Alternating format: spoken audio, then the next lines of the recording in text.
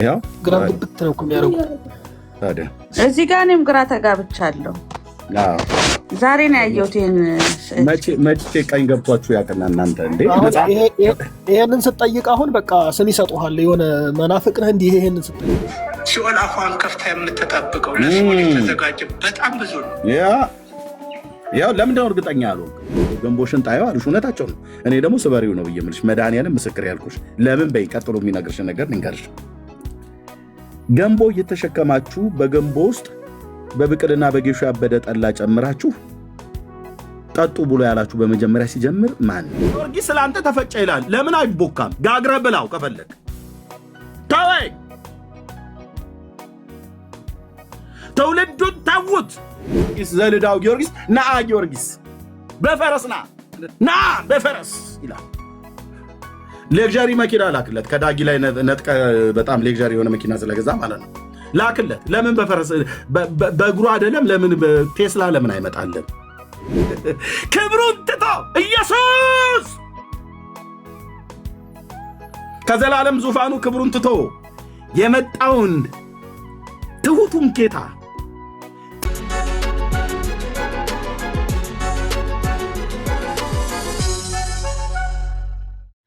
ቄስ የዛ ቄስ ቤት እየመረጠ ንስሐ አባት የሚይዝ ቄስ ደግሞ ወይ እሱ እኮ ልክ ነህ ሮያል። እኔ የምቃወመው ነገር አለ፣ ግን ምንም ማድረግ አትችልም። ስልጣን ተሰጣቸው በመድኃኒዓለም ማርያም ኃጢአት ማነው ስልጣን የሰጣቸው? ኧረ ተይ በእውቀት አውሪ። ስልጣን ጭራሽ አልተሰጣቸው።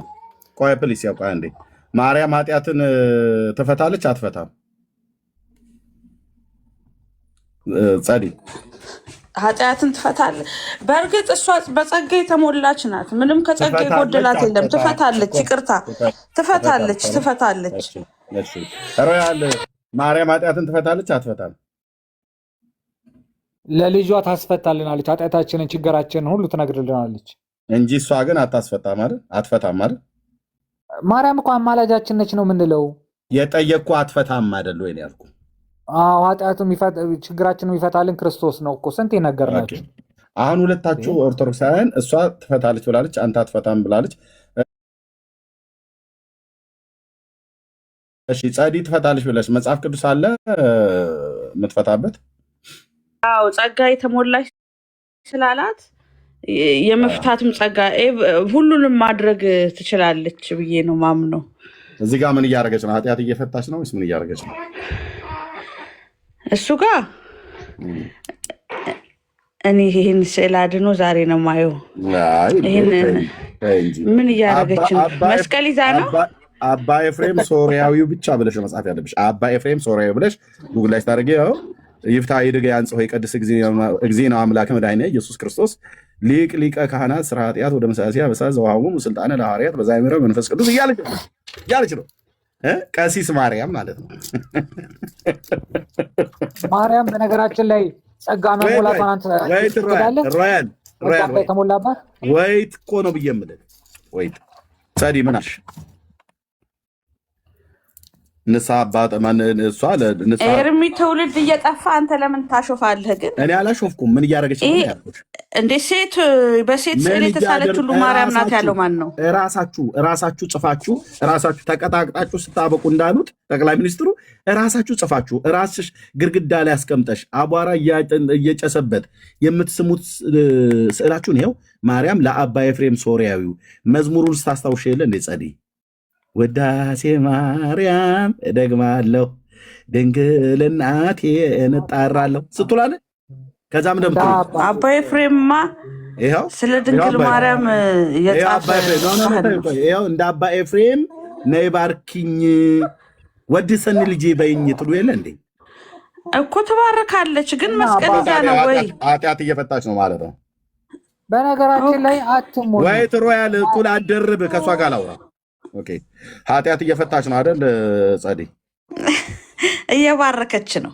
ይኸው እየባረከች ነው አልከኝ። መልሳ ኃጢአት እየፈታች ነው ትለኛል። ቄስ ስለሆነች ነው አይደል የምትባርከው?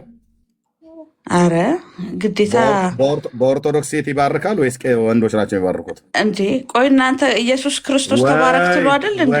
ወይት በኦርቶዶክስ ሴት ነው የሚባርከው ወይስ ቄስ ነው የሚባርከው? ወንድ ቄስ ነው የሚባርከው።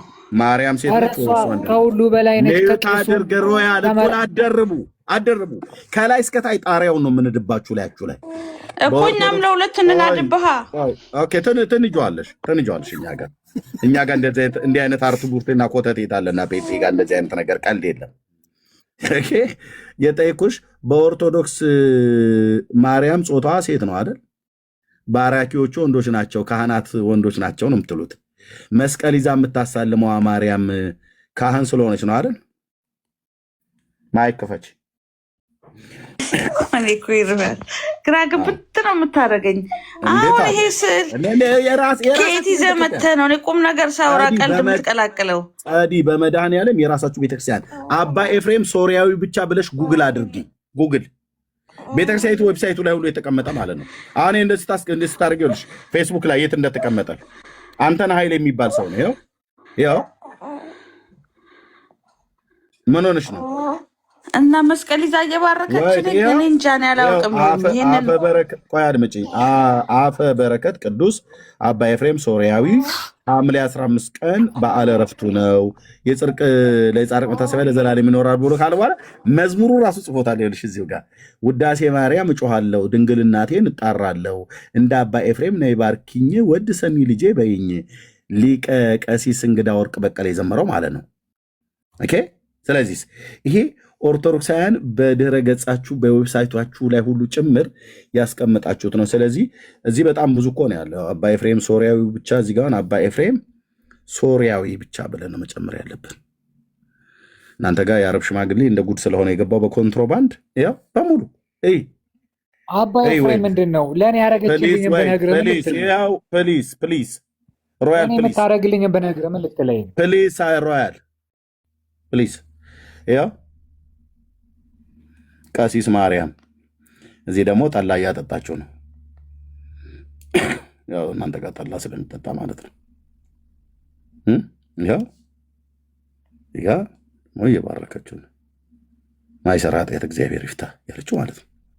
ያው ቀሲሷ ማርያም ሜታፎሪኩን ሁሉ እንደ እንትን እያስመሰልክ ሜታፎሪክ አታውቅም። ላወርድ ነው ጌታ ምስክሬ፣ ላወርድ ነው። ቴንኪው ያው እጅ ከፍንጭ ማለት ነው። ይሄ እኮ ነው ግራ የሚገባን እኛን ራሱ ያው ግራ ግብት ነው የሚያደርጉት። ታዲያ እዚህ ጋር እኔም ግራ ተጋብቻለሁ። ዛሬ ነው ያየሁት። መቼ ቀኝ ገብቷችሁ ያቅና እናንተ እንዴ?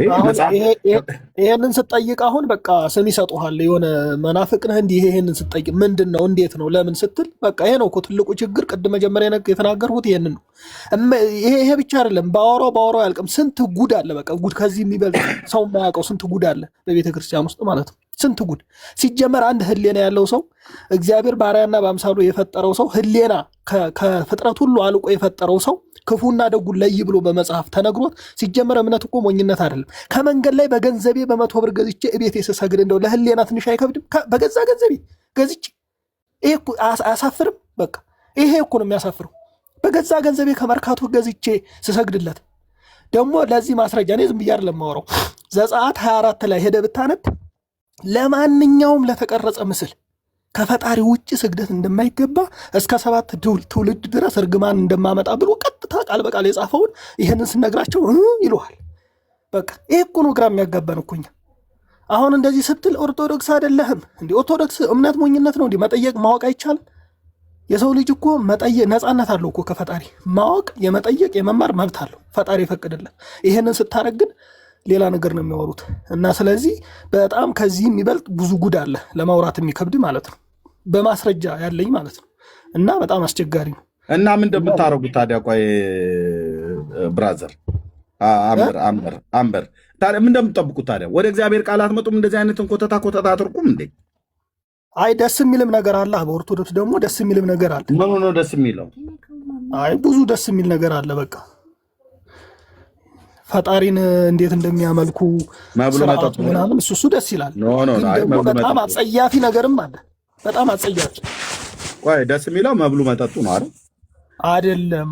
መብል መጠጥማ የስጋ ፈቃድ እኮ ነው። ይሄ የነፍስን ነው ማውራት ያለብን እኮ። ታዲያ ምንድነው አሁን ደስ የሚለው ከኦርቶዶክስ? በቃ ስርዓቱ። ለምሳሌ አሁን አንተ አሁን አንተ በጊዜ ቅጽበት ብትሞት የት ነው የምትገባው? እሱን ፈጣሪ ነው የማውቀው፣ እኔም አላውቅም። ኢየሱስ ለምንድን ነው የሞተው?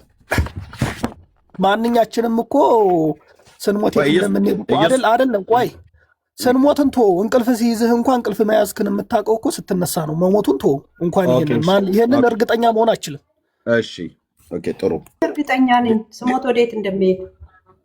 አንቺማ ጴንጤ ነሽ፣ አንቺማ ጴንጤ ነሽ። እኛ እርግጠኞች ነን። እኛ እርግጠኛ የሆኑ በምንድን ነው? እነሱ እርግጠኛ ያልሆኑት በምንድን ነው? ይሄ ነው መታወቅ ያለበት።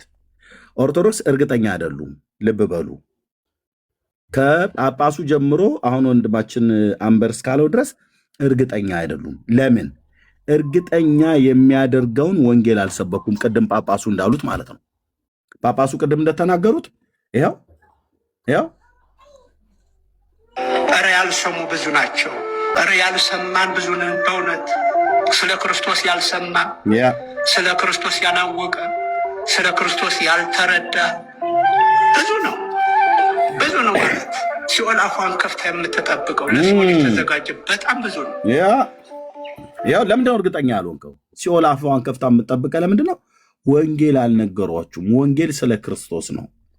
ክርስቶስ ደግሞ በቤት ውስጥ ከተሰበከ ለኦርቶዶክሳውያን አላርጂክ ነው።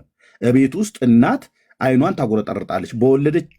በወለደቻቸው ልጆቿ በኩል እግዚአብሔር የመዳንን ወንጌል ወደ ቤታቸው ይዞ ሲመጡ ምን ነው በተወለድኩበት ቀይ ባደግኩበት መንደር የምታሰድቢኝ አንቺ ባለጌ እያሉ ልጆቻቸውን ይሳደባሉ።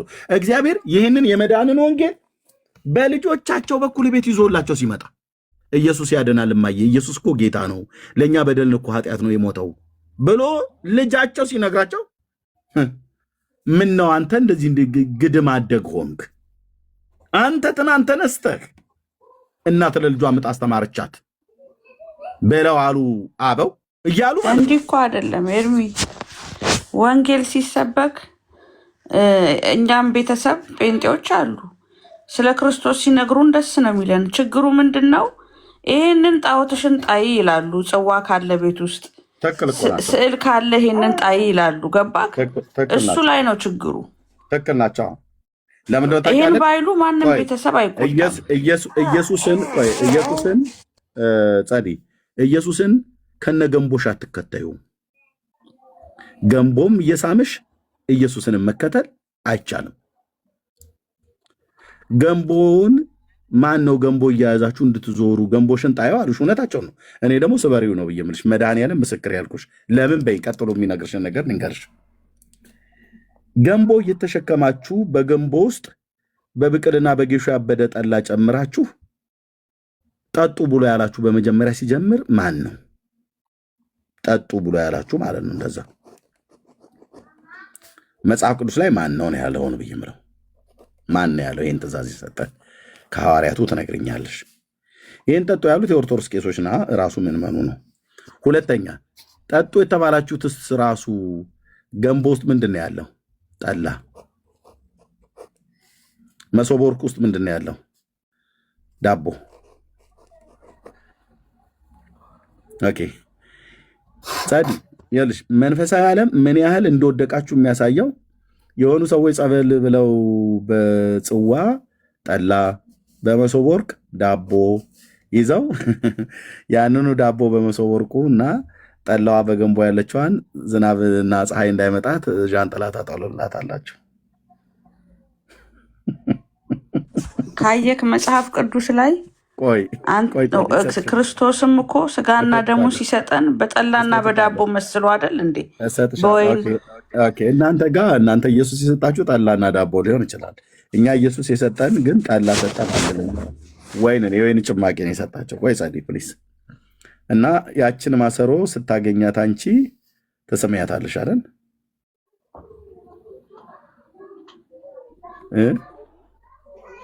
እችን ማሰሮ ስዕል ላይ ጥሩ አይደለሁኝም። እችን ማሰሮ እዚህ ውስጥ በጌሾ ያበደ ጠላ አለ። ግንባርሽን ታስነኪያለሽ በረከቱ ይደርብኝ ብለሽ ምኑን ነው የምትነኪው? ውስጡ ምንድን ነው ያለው? ጠላ። ከውጭስ በሸክላ የተሰራ ማሰሮ። ያለበሽውስ የአረብ ሀገር ዥንጉርጉር ልብስ ማለት ነው። እና ገንቧን ስትስሚ እንደምትይው እመቤቴ በሰላም ገብተሽ በሰላም ውጪ። ወይኔ ህዝቤ ጸድዬ እመቤቴ በሰላም ገብተሽ በሰላም ውጪ።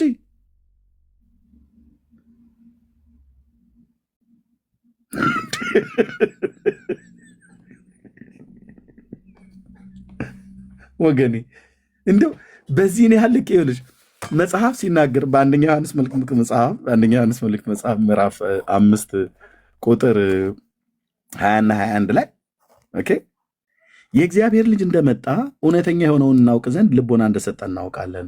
እውነተኛ በሆነው በእርሱ አለን፣ እርሱም ልጁ ኢየሱስ ክርስቶስ ነው። እሱ እውነተኛ አምላክና የዘላለም ሕይወት ነው ይላል።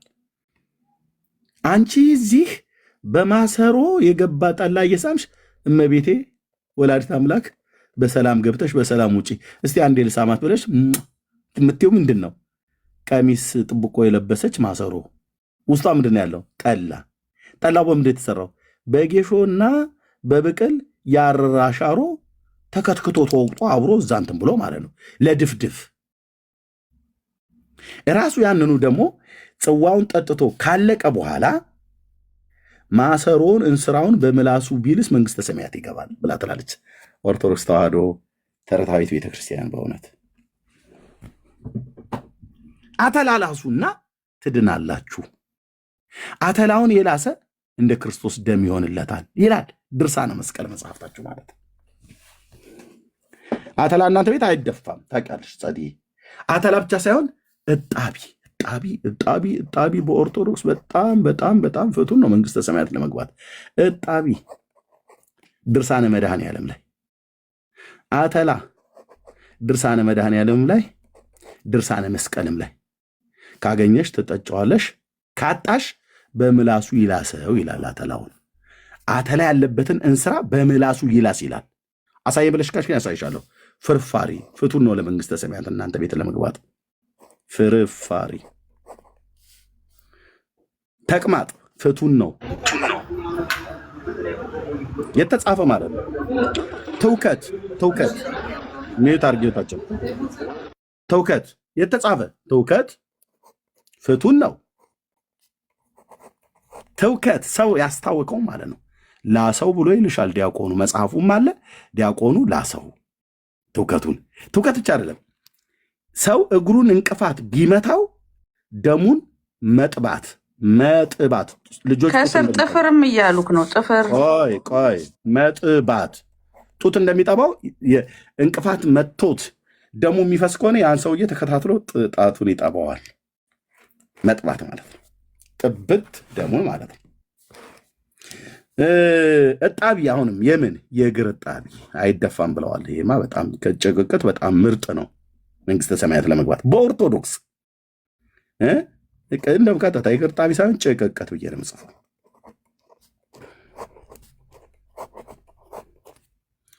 ጥፍር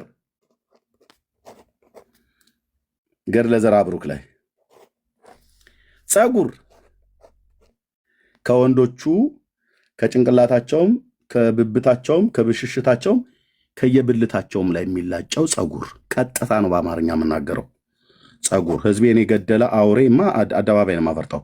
ፀጉር ከዘርዓ ብሩክ ላይ የሆነ ከብብቱም ከብልቱም ከብሽሽቱም ከፀጉርም ላይ የተላጨ ፀጉር 22 ትውልድ ያስድናል የተጻፈ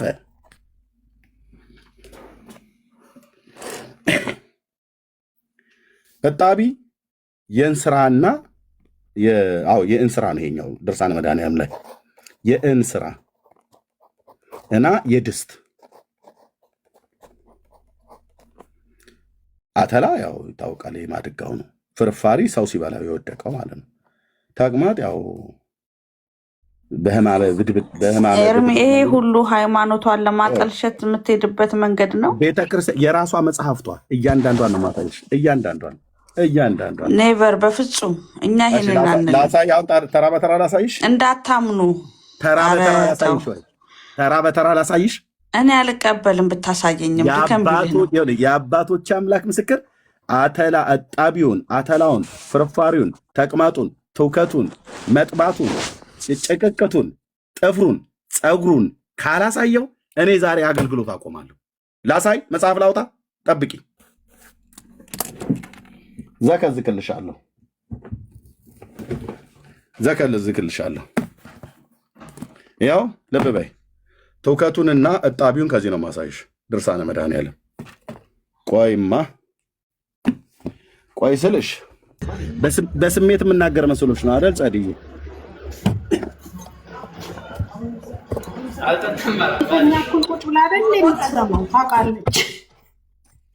አይ ከፈለገች አተላውን ከድርሳነ መስቀል ማሳይሽ።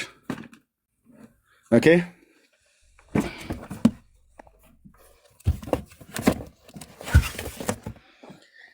ጥፍሩና ፀጉሩን ከዘራ ብሩክ ነው ማሳይሽ።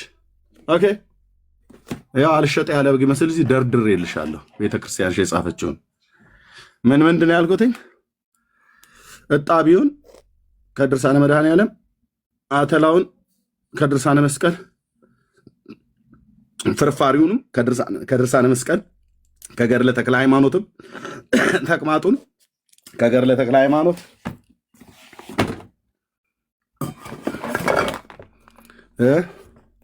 እግዚአብሔርን መፈራ ጴንጤ ነኝ እህት አለ የማይባል ያልተጻፈማ በፍጹም አላወራም። ለተቀማጡ ተመለሰልህ አይደል እንዴ? ቆይ እህቴ። እሺ ትውከቱም ድርሳነ መድኃኔዓለም ላይ አለ። መጥባቱን ድርሳነ ማን ላይ ነው? ገድል ማን ነው? ድርሳነ መድኃኔዓለም ያኛው ነው። ገድሉ ላይ ጭቅቅቱን የአባ ገብረ ኪዳን ቪዲዮ በገብረ ኪዳን ጭቅቅቱ እንዳደፉት እጣቢው እንዳደፉት ብሎ ያሉት መሲ አምጪው። ጥፍሩን ከገድለ ዘርዓ ብሩክ፣ ፀጉሩም ከገድለ ዘርዓ ብሩክ። ስለዚህ ከዘርዓ ብሩክ እንጀምራለን ማለት ነው። ድርሳነ መስቀል፣ ድርሳነ መድኃኔዓለም ወገድለ መባዓ ጽዮን፣ ገድለ ተክለ ሃይማኖት፣ ሌሎችንም እንጀምራለን። እንጀምር ጸድዬ።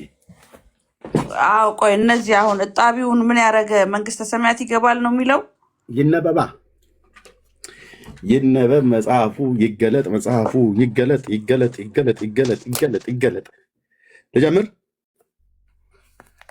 እስከ ዛሬ ሳሳይ አላየሽም ማለት ነው። ልጀምር። ኦኬ ጥፍርና ፀጉር ከዚህ እንጀምር።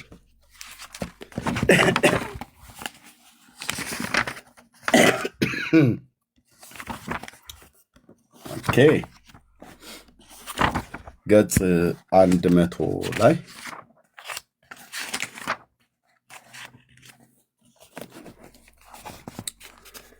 እሺ፣ እዚህ ጋር እንዴት ነው ላይቱ እንትን ሆነ አይደል? ቆይ እስቲ ላይት ላብራ። ኦኬ ፀጉር ያው 22ኛው ምዕራፍ ገድለ ዘርዓ ብሩክ ገጽ 100 በማን የተጻፈው? በገዳሙ። ሙሉ ወንጌልና ቃል ሕይወት ያጻፉት እንዳይመስልሽ፣ በገዳሙ። ስንት 100 ሺህ ብር የወጣበት ገንዘብ ነው መጽሐፍ። ለጌጥ አይደለም ያመጣሁት። ዳግመኛ እግዚአብሔር ለወዳጁ ለብፁዕ አባታችሁ ዘርዓ ብሩክ ቃል ኪዳን ሰጠው፣ እንዲህም አለው፣ ከልብስህ፣ ከጥፍርህ፣ ከራስህ ፀጉር፣ ከጽምህ፣ ከአጽፍህ ቁርጥ ውሰድ፣ በእጁም የያዘውን በክንዱም እንደ ማኅተም ያሰረውን በአንገቱ የቋጠረውና በወገቡ እንደ ቅንዓት ቀበቶ አድርጎ የታጠቀውን ኃጢአቱ ይሰረያል። ኦኬ በእግዚአብሔርም ፊት ክብሩ ትበዛለች። ወንዶችና ሴቶች ልጆቹ የልጅ ልጆቹ እስከ 22 ትውልድ ድረስ ይድናሉ አለው። ምን? ጥፍርና ፀጉር በአንድ ድንጋይ ሁለት ወፍ እንዲሉ መድኃኔዓለም ጠላትሽን ግድል ሊያርገው ብዬልሻለሁ። ጠላትሽ ዲያብሎስ ስለሆነ የሰው ጠላት የለሽም። ጥፍርና ፀጉር 22 ትውልድ በከበረች ብፁዕ አባታችሁ በዘርዓ ብሩክ እጅ ክቡር ቆብና ቅዱስ አስኬማ ስጋ ማርያም የሚባለውን ንጽሕት ደረት ልብስ ከቆዳ የተሰራ ቅንዓት የተቀበለ ከእሳት ከዘላለማዊ እሳት ይድናል፣ ከሲኦል ማለት ነው። ወንዶችና ሴቶች ልጆቹም እስከ 7 ትውልድ ድረስ ይድናሉ። 22 ሲደመር 7 ስንት ነው? 29 ትውልድ ማለት ነው። ይህንን ለማግኘት ከፈለግሽ አንቺ እሺ እማዬ ኦኬ ለጆኒ ስጪው። ጆኒ ማማ ጋር ኮል አድርግላት ለኤልሱ ሂጂ። ኦኬ 22 ሲደመር 7 ስንት ነው ጸድዬ? ወይት ኤፍራታ ማን ኤልሱ አንድ ያምጪ እናቴ። ኦኬ 9 29 ጥፍርና ፀጉር ያሰረ 29 ትውልድ ይድናል ብላ ትላለች ኦርቶዶክስ ተዋህዶ። የማንን ጥፍርና ፀጉር? የዘራ ብሩክን ይኸው የብፁዕ አባታችሁ ቃል ኪዳን ሲሰጠው እንዲህ ማለው ከልብስና ከጥፍር አለው እኮ የዘራ ብሩክ ማለት ነው። የት እናገኛቸዋለን? ዘራ ብሩክ አድራሻ ልጠቁምሻ የሚገኝበትን ቦታ ከእንግሊዝ የአየር ትኬት ከፍለሽ ዛሬውኑ ጉዞ ወዴት? ወደ ጎጃም። እዛ አንዴ ይሄ ነገር ዳውራ ቆይ ታወሪያለሽ፣ እሰጥሻለሁ። ታወሪያለሽ ወጣችሁ ሚታርግ እሰጥሻለሁ። አድራሻውን የጠፋብሽ ጻዲ፣ እኔ አድራሻውን ጠቁምሻለሁ። አንቺ ፀጉሩ እንደምንም ብለሽ አፈላልጊ። ስትሄጂ ግን የከርከሮ ፀጉር ሁሉ ሊሰጡሽ እንደሚችሉ አስረግጬ እነግርሻለሁ። የፈለገሽን ፀጉር አንድ ዘለላ አይደለም በጆንያ አስረሽ ነይ፣ የምትገቢው ሲኦል ነው። የእግዚአብሔር ልጅ ኢየሱስን ካላመንሽ አትገቢያትም። አድራሻን የፈለግሽው አድራሻ ከአዲስ አበባ ወደ ባህር ዳር ሲሄዱ ከቲሊሊ ከተማ ወደ ምስራቅ በሚወስደው መስመር 35 ኪሎ ሜትር ርቀት ላይ ይገኛል ይላሉ። እኔ ያው ለኦርቶዶክስ እኮ እያስተዋወቁላት ነው። ልጆቿ ኢየሱስን ትታችሁ ፀጉር ፍለጋ ጥፍር ፍለጋ የት ነው ቦታው? ሴት አገኘዋለሁ አልሽ። እንግዲህ ነገ እንግሊዝ ሀገር ትኬትሽን ቆርጠሽ በህይወት አሉ ወይ ለማለት ነው። አይ እኔ አሁን ይሄን ልጠይቅ ደግሞ ይሄን እንትን ልበል እንዴ? እኔ እኮ ለቤተክርስቲያኒቱ እኮ ባለውለታዬ ይሄን አልከጠቁም። በህይወት አሉ ወይ? እናታቸው ማነች? አባታቸው ማን ነው? ብሔራቸው ምንድነው? ደግሞ እኔ እሱን አይመለከተኝም። ግን እኔ ማሳየት የምፈልገው ጥፍርና ፀጉር ያሰራ 22 ትውልድ ይድናል፣ 29 ትውልድ ይድናል ያለችው ቤተክርስቲያንሽ ነች። እሺ ይሄ ብቻ አይደለም። መራ እንደ ረሳሁት አለ እዚህ ትልቁ ዳቦ ሊጥ ሆነ ይላል። አጥንት ማለት ነው። የሰው አጽም ወይ ደግሞ አጥንት ከዳሰሽ ትድኛለሽ። ጸዲ የተሟላ መረጃ ነው ማምጣት ያለው ወይ? እኔ አንተ መጀመሪያ ለምን አልጠየቅም? ይሄ ጎዶሎ ነው እንደ መረጃው። አዎ ለምን ጥፍር ሲሉ ምን ማለት ነው?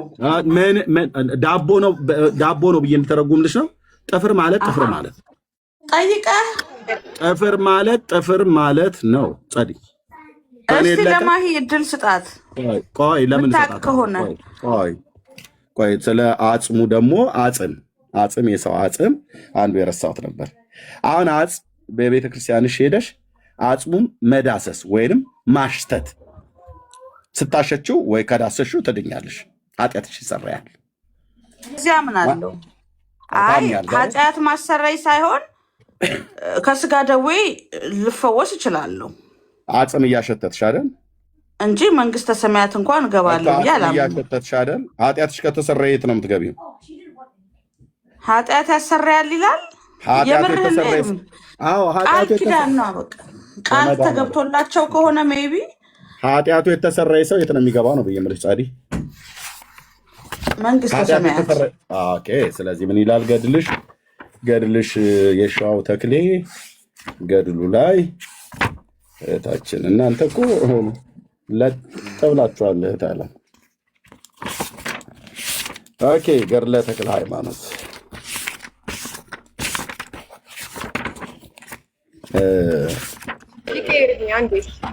እሺ ቅድም እመቤታችን ፈጣሪ ናት አምላክ ናት ይላሉ ኦርቶዶክሶች ስትል ነበር። እሱንም ምዕራፍና ቁጥር ብቻ ነገር ሌላ ነገር ከእናንተ የምፈልገው ነገር ስለ እሱም ምዕራፍና ቁጥር እሺ እሰጥሻለሁ። መጽሐፉን ስክሪንሾት ታደርጊዋለሽ ከነ መጽሐፉ ጭምር ላሳይሽ እና ቁጥሩን ንገረኝ። እኔ ገብቼ በራሴ ስላለኝ አየዋለሁ። ስክሪንሾት ማድረግ አይጠበቅብህም። እሺ ቴንክ ዩ።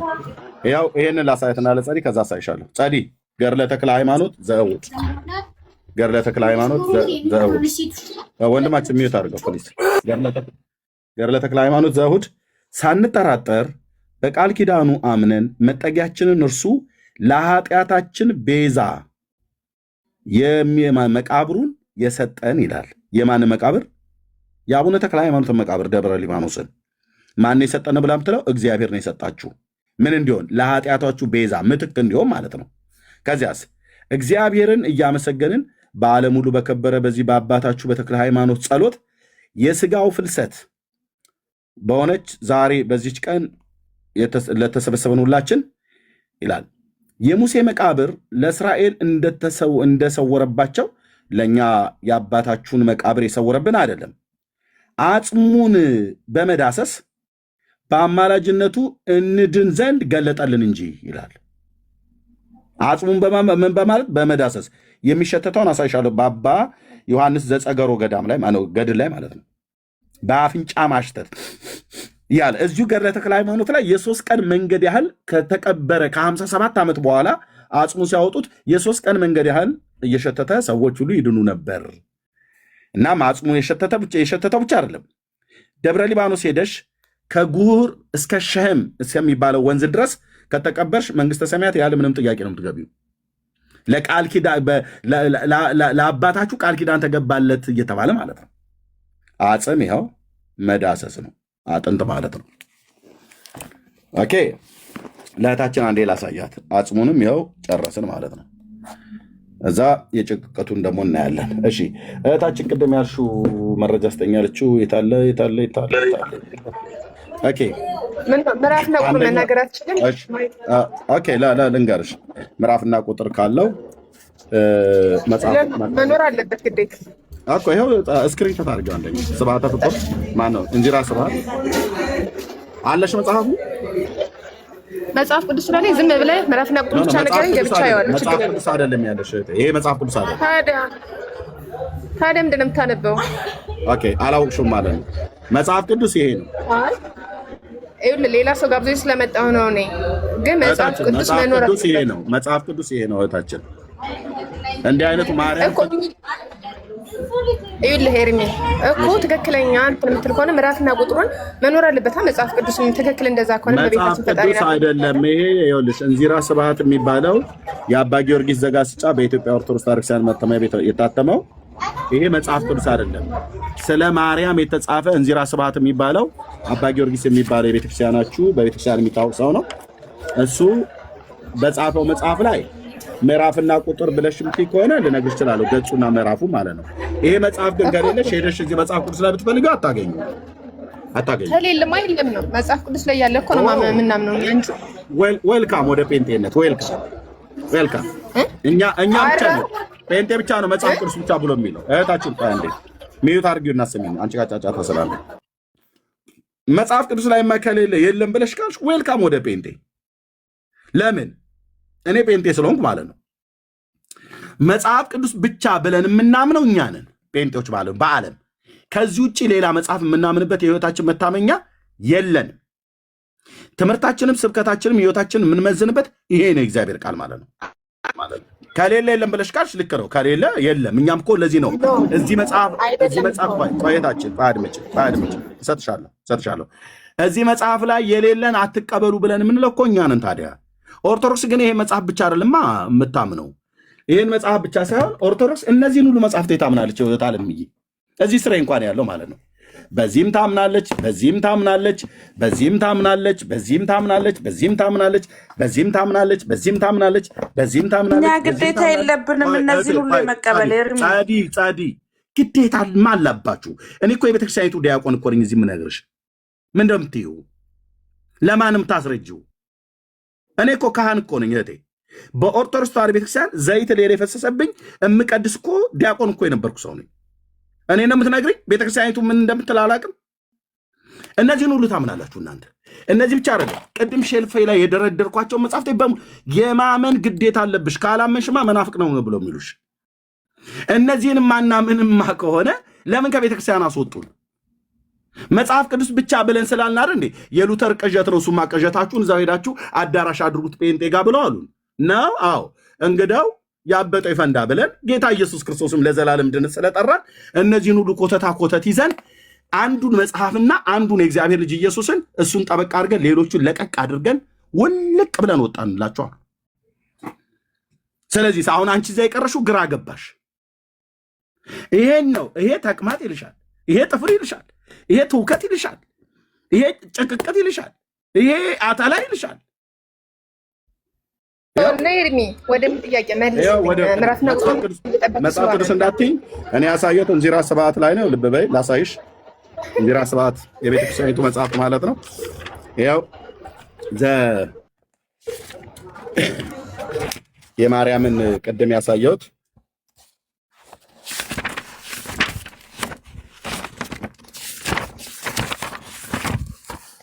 እኔ እኮ አንዳንዴ ትመጡና የምታወሩትንም ሰው ማወቅ አለባችሁ። በእውነት ጌታ ምስክር ተይ እንጂ አሁን ጴንጤ መሆኔን አይተሽ ነው እንዴ?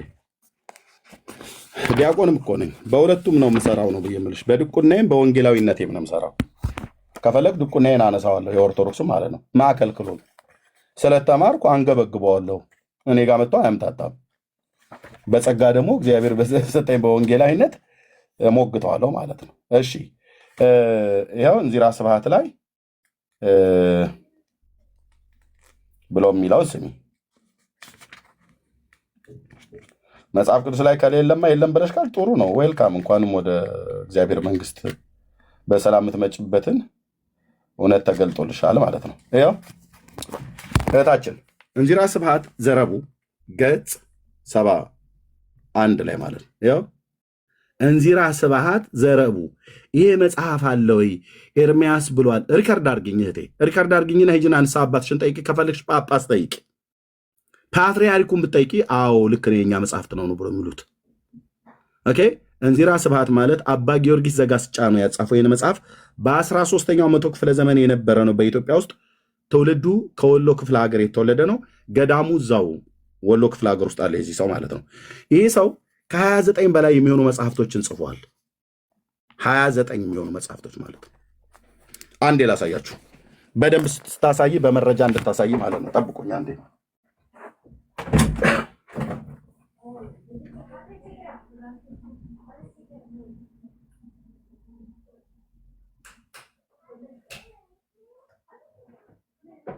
በሙሉ መረጃ ወገኔ ህዝቤ እንዲያመልጥ ወደ እግዚአብሔር ልጅ ወደ ኢየሱስ ክርስቶስ እንዲመጣ ይህን መጽሐፍ እና ሌሎቹን መጽሐፍት የጻፈው ሰው መጽሐፈ ሚስጥር የሚባለው መጽሐፍ የጻፈ በግዕዝና በአማርኛ ዘቅዱስ አባ ጊዮርጊስ ዘጋስጫ ከ1357 እስከ 1417 በኢትዮጵያ ውስጥ በወሎ ክፍለ ሀገር ተወልዶ የነበረ ቤተክርስቲያኒቱ ዳግማዊ ቄርሎስ ነው ብላ የምጠራው ሰውየው ማለት ነው። ኦኬ በዚህ መጽሐፍ ላይ በግለሰቡ የተጻፉ መጽሐፍቶች ብዛታቸውን ይናገራል ማለት ነው። ስንት መጽሐፍቶችን እንደጻፈ ማለት ነው። ያው መጽሐፈ ሚስጥር፣ መጽሐፈ ክርስቶስ፣ መጽሐፈ አርጋኖን የሱ መጽሐፍ ነው። ድርሳነ መስቀል የሱ መጽሐፍ ነው። ውዳሴ ስብሐት እነዚህ ሁሉ አሉ።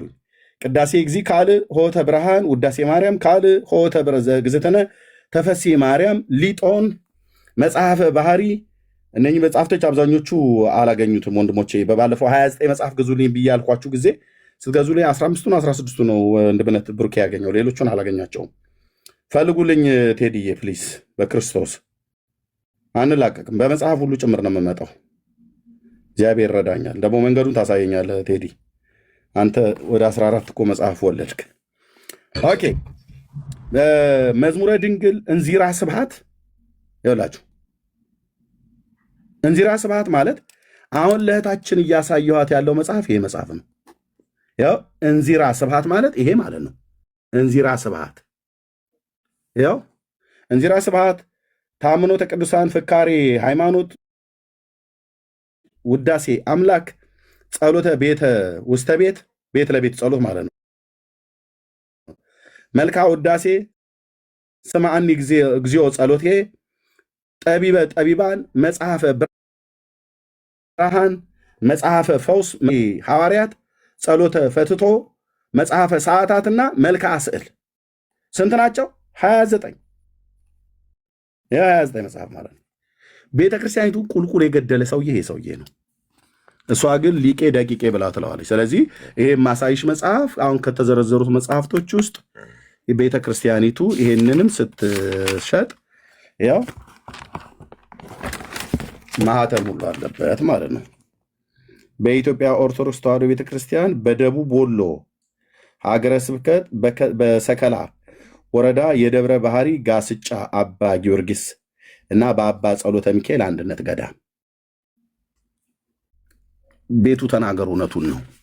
ዝም ብሎ ማውራት አይቻልም ማለት ነው። ስለዚህ በዚህ ጉዳይ ላይ በዚህ ክፍል ላይ 64ኛው ቁጥር የረቡዕ 64ኛው በያቸው ስሰጫቸው እህታችን ኦኬ ወጣች እንዴ? እሺ ታች ሆነሽ ከሰማሽ የረቡዕ 64ኛው ክፍል ላይ ያ አንቺ ለዓለም ፍጥረት ሁሉ የመጀመሪያ ሆነሻል ነው ያላት። ለዓለም ፍጥረት ሁሉ የመጀመሪያ ሆነሻል ማለት ፍጥረት ከመፈጠራቸው በፊት አንቺ መጀመሪያ ነሽ እያላት ነው። ይህንን አጽንኦ ሰጥተው ሲናገሩ በመጽሐፈ ሰዓታት ላይ እዚህ ላይ አጽንኦ ሰጥተው ተናግረዋል። እኛ ስብሐተ ፍቁር ዘማርያም ብሎ በሚለው ክፍል ላይ እዚህ ጋር አጽንኦ ሰጥተው ተናግረውታል። ግን ምን ይላል እዚህኛው ላይ? አይ ቲንክ የሁለቱም ጸሐፊ እሱ ነው። አባ ጽጌ ድንግልና አባ ጊዮርጊስ ዘጋስጫ ናቸው ሰዓታትን የደረሱት ተብሎ ይታመናል። ለጥበባዊ ስራ ሁሉ ፍጹም መሰረት ሆነሻልና ምሽትን የማታውቂ ንጋት ወይ በቅንፍ ጠዋት ሆይ እግዚአብሔር በአንቺ ሰማይና ምድርን ፈጠረ። በማርያም ሰማይና ምድርን እግዚአብሔር በማን የፈጠረ ይላል? በልጁ አይልም እዚህ መጽሐፍ ላይ። እሱን የሚለው ዕብራውያን ላይ ነው።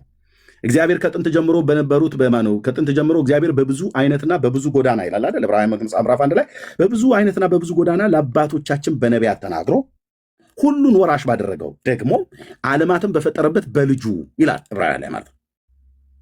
በልጁ ዓለማትን የፈጠረበት በልጁ በዚህ ዘመን መጨረሻ ለእኛ ተናገረን። እርሱም የክብሩ መንጸባረቅና የባህሪው ምሳሌ ሆኖ ሁሉም በስልጣኑ ቃል እየደገፈ ኃጢአታችንን በራሱ ካነጻ በኋላ በሰማያት በግርማው ዙፋን ቀኝ ተቀመጠ ይላል ዕብራውያን ምዕራፍ 1 ከ1 እስከ 4 ማለት ነው። ስለዚህ እዛ ክፍል ላይ እግዚአብሔር ዓለማትን የፈጠረው በማን ይላል? በልጁ። ኦርቶዶክስ ምን ትልልሃለች? ስታጣምም ሌዋታን እባብ ይመስል ትውልዱን መርዝ የሚገሉ ዓለማትን በማፈጠሩ ይላሉ። እነሱ ደግሞ በማርያም በአንቺ እግዚአብሔር በልጁ ብሎ የሚለውን ዕብራውያን እግዚአብሔር በማርያም ሰማይና ምድርን ፈጠረ። ሰማይና ምድር ብቻ መሰለህ እንዴ? ባህርን፣ ቀላያትን፣ ፀሐይና ጨረቃን፣ ከዋክብትን፣ ዘመኖችን፣ ዓመታቶችን፣ በጋና ክረምትን፣ ቀንና ሌሊትን፣ ሳምንታትን፣ በዓላትን በግልጽ የሚታየውን የተሰወረውን የዓለማትን ሁሉ ፈጠረ ይላል። እንዲህ የዮሐንስ ወንጌል መጽሐፍ ምዕራፍ 1 ቁጥር 3ስ ሁሉ በእርሱ ሆነ ከሆነውም እንኳን አንዳች ያለ እርሱ አልሆነም ብሎ ያለው ዮሐንስስ የጻፈው ስለ ኢየሱስ እሱ እሱ የጴንጤ ነው የሚሉ ኢየሱስ ኦርቶዶክስ ቤት ይጠላል ስልህ እኮ በምክንያት እኮ ነው። አይወዱትም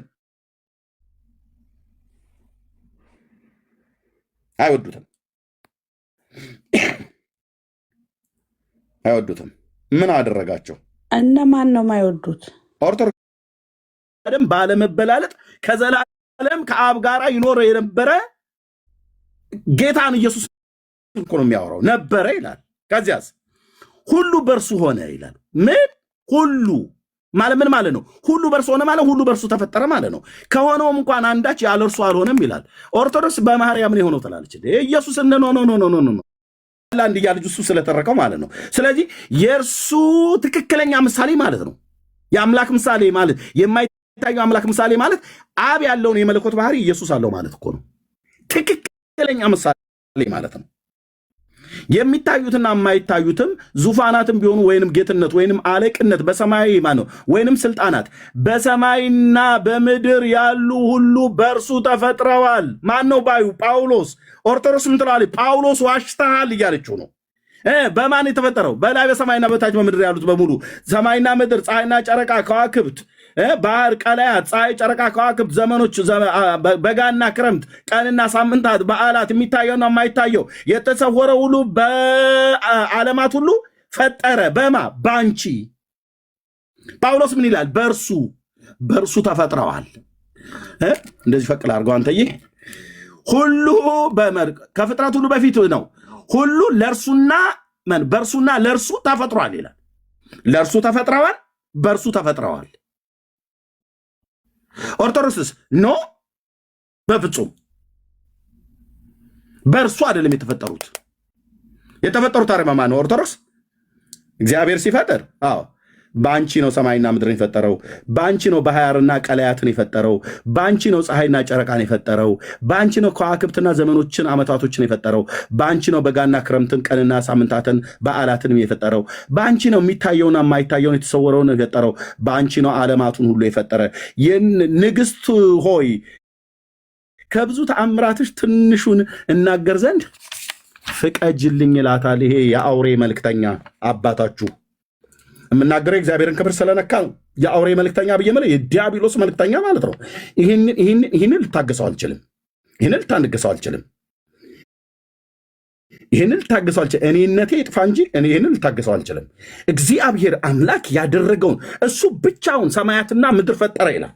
ከእሱ ጋር ማን ነበር ይላል። ይነሳ ይናገር እኮ ይላል ኢሳያስም በትንቢቱ ኤርሚያስም ቢሆን ማለት ነው። ሁሉ በእርሱ ነው የሆነው፣ ከሆነም እንኳን አንዳች ያለ እርሱ አልሆነም ይላሉ ሐዋርያቱ። ነቢያቱ ሁሉን የፈጠረ እርሱ ነው ይላሉ። ሰማያትና ምድር እጄ ሰማያትን በዘረጋች ሰዓት ላይ ማን ነበረ ከኔ ጋር? ማን ያማከረኝ ይላል እግዚአብሔር። ማንም።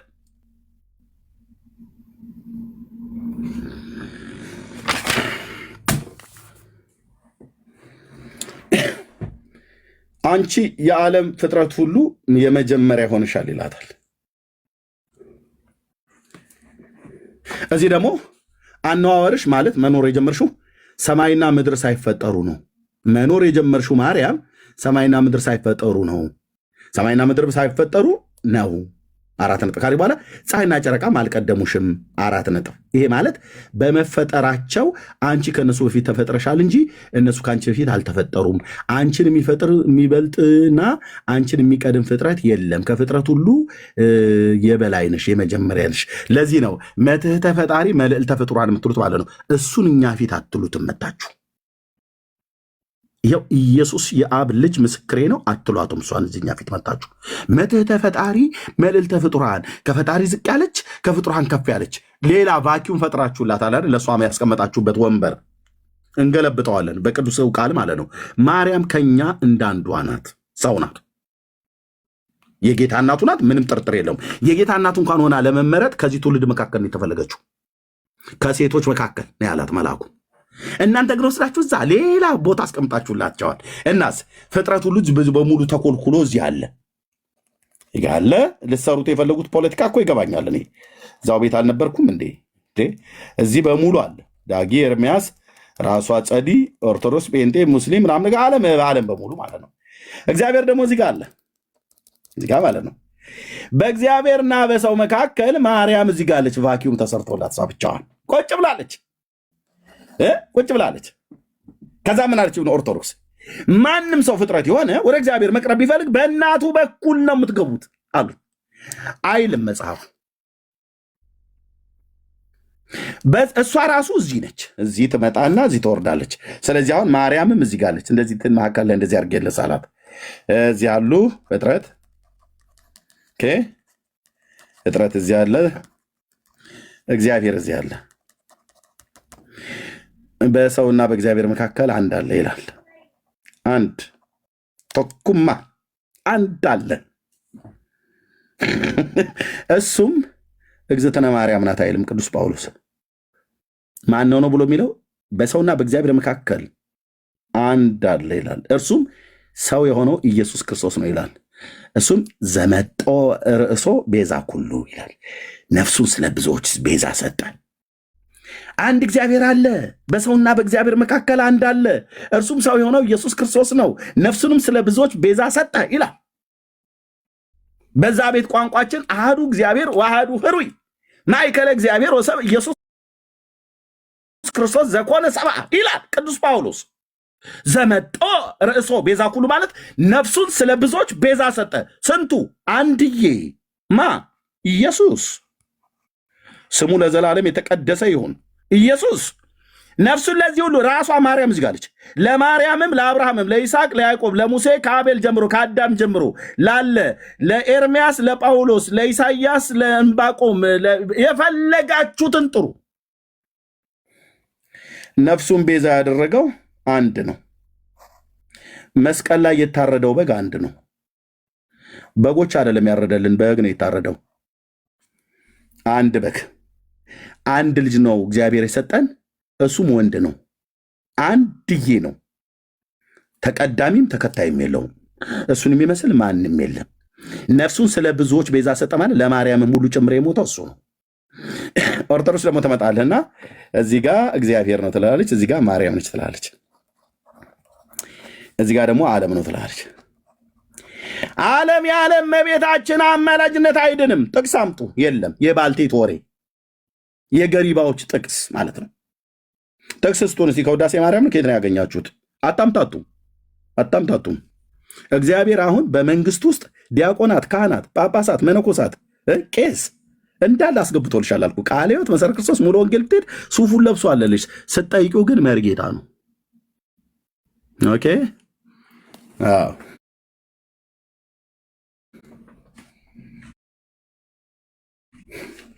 እሱ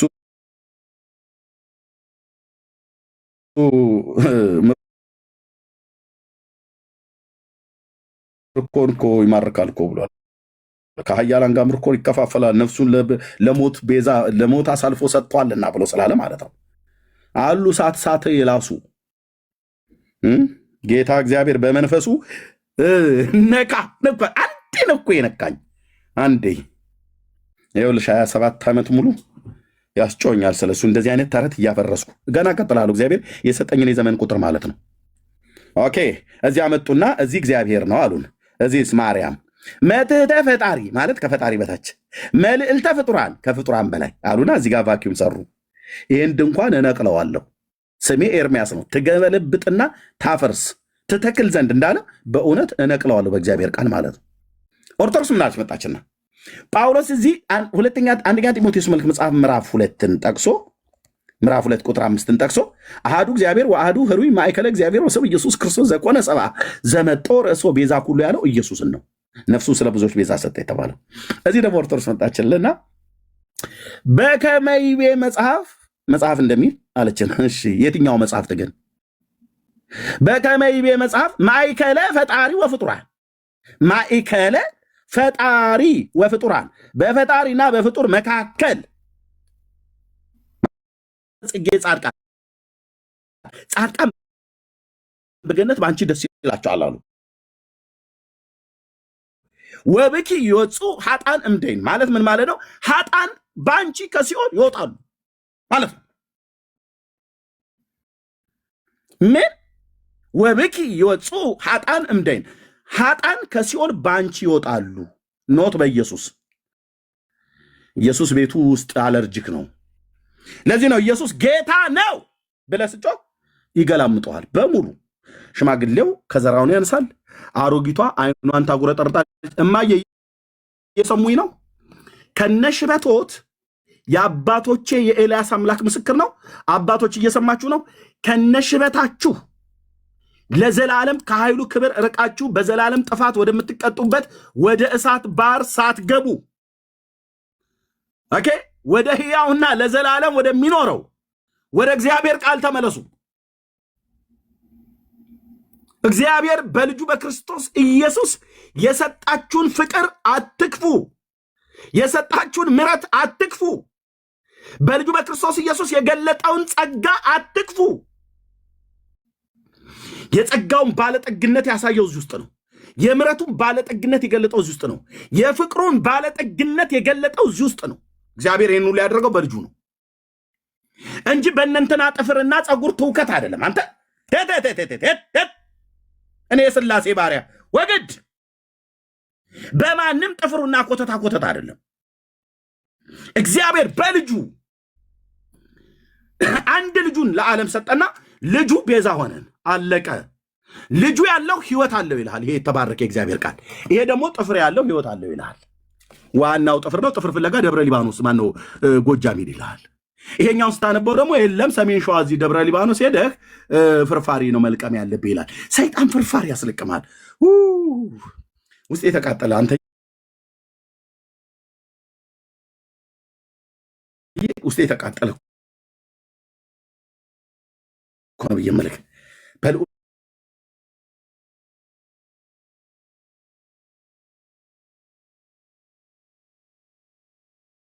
በቂ ነው። ከበቂም በላይ ማን? ቅዱስ የሆነው የእግዚአብሔር ልጅ ኢየሱስ ክርስቶስ የዳዊት ልጅ። አናቅም ሌላውን። ብሶብኛል እኮ ነው ብዬ የምለው ወንድም አለም። አናቅም ሌላውን። እዚህ ስታይ እግሩን ተቆረጠልህ ሰውየው ይላል። ለምን አንገቱን አይቆረጥም? አይመለከተኝም። እግራቸውን ለአንተ ሲሉ ሲጸልዩ እግራቸውን ተቆረጡ ይላል። እውነትህን ነው ወይ ለእኔ ሲሉ ነው ብዬ እኔ ብራዘር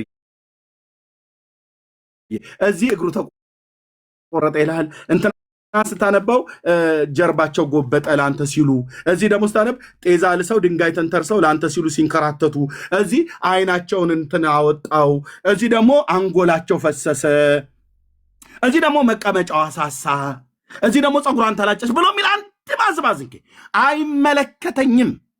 እኔ አንድ ውድ አለኝ። ሰምተኛል እንድ ማለት አንድ ጌታ አለኝ። በቃ ተፈጸመ ብሏል።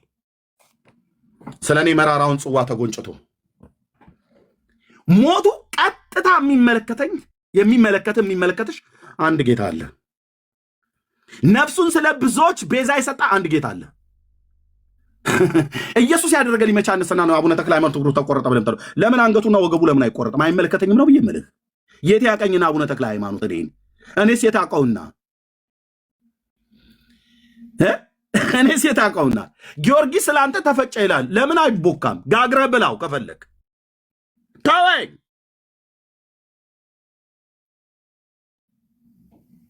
ትውልዱን ተዉት።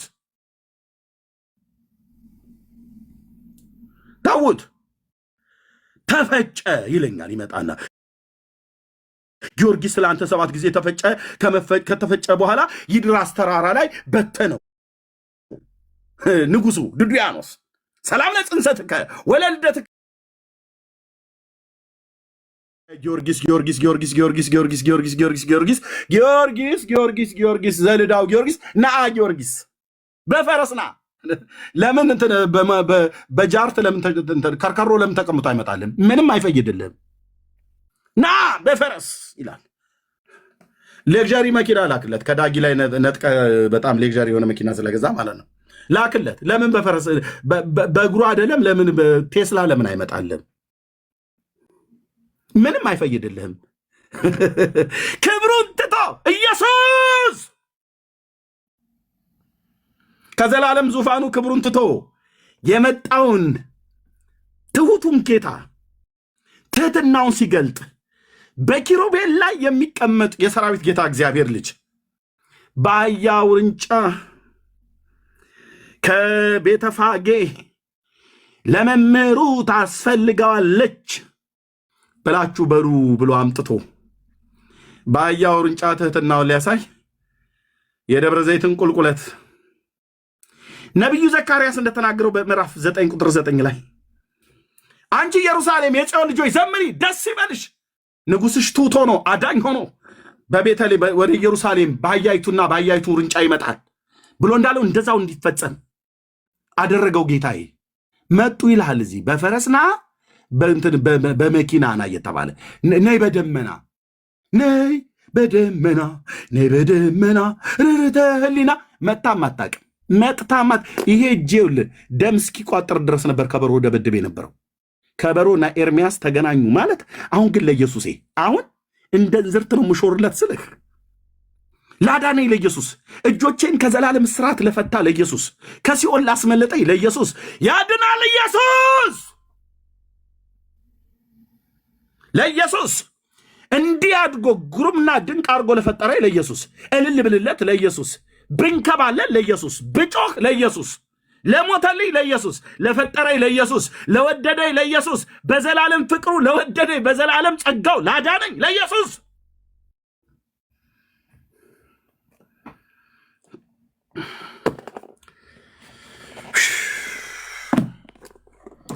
እንቀጠቅጥ ነበር። የከበሮ ማለት ነው።